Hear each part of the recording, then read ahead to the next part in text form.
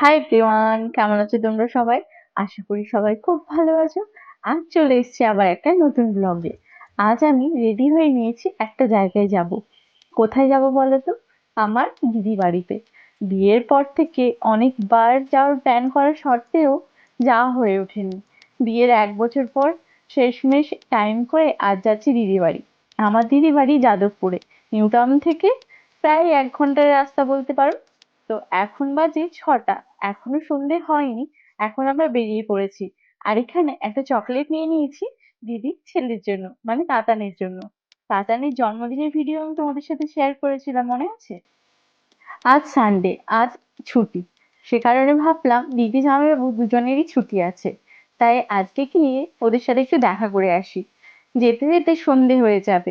এই দেখো, যে এখনো পৌঁছালাম না, আর এখানে সন্ধে হয়ে গেছে। আর বেশিক্ষণ লাগবে না, 10 মিনিট, তারপরে পৌঁছে যাবো। যাওয়ার আগে একটু মিষ্টি নিয়ে নেব। পৌঁছে গিয়ে দেখলাম দিদি তাতানকে খাওয়াচ্ছে, তাই আমরা এখানে একটু বসেছিলাম। বসে বসে এখানে দেখি এত খেলনা ভর্তি। জামাইবাবুকে জিজ্ঞাসা করলাম, বললেন যে ছোটবেলা থেকে নাকি তার সব খেলনা এখানে গোছানো আছে। আমি ভাবছিলাম, আর আমরা যে সব খেলনাগুলোকে ছোটবেলায় নষ্ট করে দিতাম, কোনো একটা গুছিয়ে রাখতাম না। সেখানে এত খেলনা সব ছোটবেলা থেকে গোছানো আছে, ভাবতে পারছো? সেই খেলনা আবার তাতান খেলবে, মানে বাবার যত খেলনা ছিল সবকিছু গোছানো, ভাবা যায়?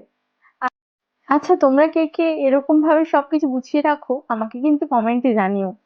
আর আরেকটা যে সুন্দর জিনিস, যেটা আমি তোমাদের সাথে না শেয়ার করে পারলাম না, এই ছাদ বাগানটা। এত সুন্দর, এত সব গাছ দেখতে পাচ্ছ, একটা আনারস ধরে আছে। আর এত ধরনের ফুল গাছ, এত ফল গাছ, এমনকি পুঁইশাক, পদ্ম ফুল, এভরিথিং পেয়ে যাবে। এমনকি টবে পেঁপেও হয়েছে। এত সুন্দরভাবে সাজানো এই বাগানটা। আর যিনি করেছেন তাকেও আমি দেখাবো। উনি হলেন আমার দিদির শ্বশুর মশাই, মানে মেসোমশাই। চলো মেসোমশাইকে দেখাই, যিনি এত সব গাছকে মেনটেন করেন, প্রতিদিন জল দেওয়া থেকে সবকিছুকে গুছিয়ে রেখেছেন। আমি ভাবছিলাম যে এত কিছু কিভাবে পসিবল, যে এত গাছকে সুন্দরভাবে পরিচর্যা করে রাখা। সত্যি, গাছের প্রতি ভালোবাসা না থাকলে বোধহয় এটা পসিবল নয়।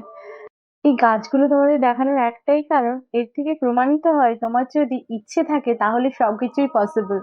দেখতে পাচ্ছ এই সিমেন্টের ছাদের উপর কিভাবে এত সব গাছ লাগানো যায়? যদি তোমার ইচ্ছে থাকে তাহলে সবকিছুই পসিবল, সেটা আজ প্রমাণিত হলো।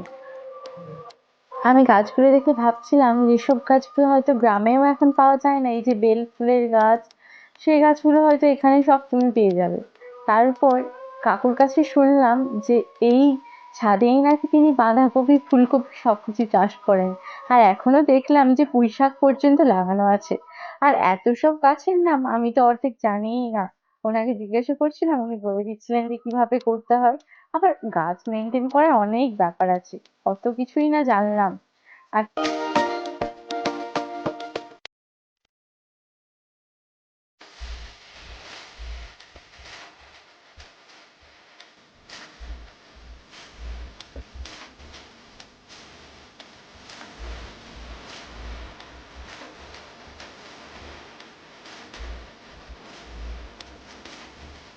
আর যার কথা বলছিলাম, ইনি হলেন তিনি, যিনি এত গাছগুলো সব সুন্দরভাবে রেখেছেন, আমার দিদির শ্বশুর মশাই।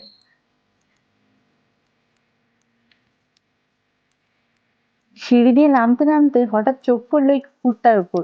দেখে মনে হচ্ছে তা অরিজিনাল।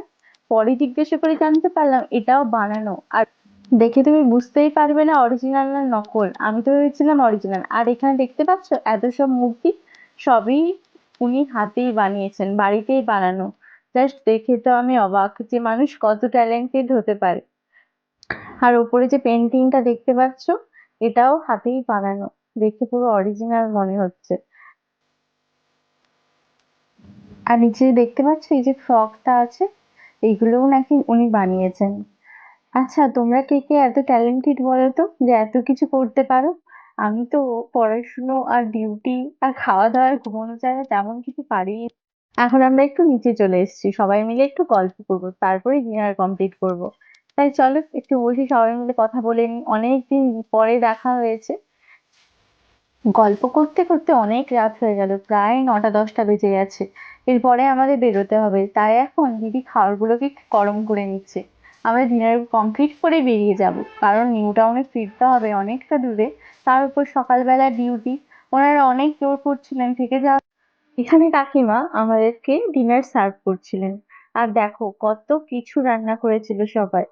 এখানে ছিল মোচা চিংড়ি, তার সাথে কুঁদরি ভাজা, আলু ভাজা, তার সাথে ছিল ডাল, চিকেন কষা, মাটন কষা, এমনকি দিদি চাটনিও বানিয়েছিল। আর আর খাবারগুলোও টেস্ট হয়েছিল। আর তারপরে এখানে আমরা সবশেষে একটু মিষ্টি দই খেয়ে নিয়েছিলাম। আর এতক্ষণ ধরে দাদানের সাথেই তোমাদের পরিচয় করানো হয়নি। আসলে ও এত কান্না করছিল আমাদেরকে নতুন দেখে তো। তারপরে দেখো কিছুক্ষণ যাওয়ার পর ও আমাদের সাথে কমফোর্টেবল হয়ে গেছে, এখনো কত হ্যাপি, এদিক ওদিক দৌড়াচ্ছে। আর তার দাদু ঠাম্মি ওকে খাওয়ানোর জন্য পেছনে পেছনে দৌড়াচ্ছে। ও কতটা হ্যাপি ওনাদের সাথে। সত্যি কথা, জয়েন্ট ফ্যামিলির এটাই একটা আনন্দ যে সবাই মিলেমিশে একসাথে থাকা হয়। এটাই একটা হ্যাপিনেস।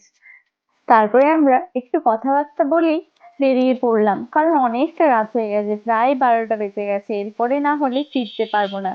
তাই আর দেরি করলাম না, তাতানের সাথে দেখা করে সবার সাথেই টাটা বাই বাই করে বেরিয়ে পড়লাম। আর এখানে দেখো তাতানকে ওর ঠাম্মি খাইয়ে দিচ্ছে। আর আমাদের উবেরও চলে এসছে। চলো, আজকের ভিডিওটা এইটুকু থাক। দেখা হবে আবার নতুন কোনো ভিডিওতে। ভিডিওটা ভালো লাগলে একটা লাইক করে দিও। আর আমার চ্যানেলে নতুন হলে চ্যানেলটাকে সাবস্ক্রাইব করে দিও।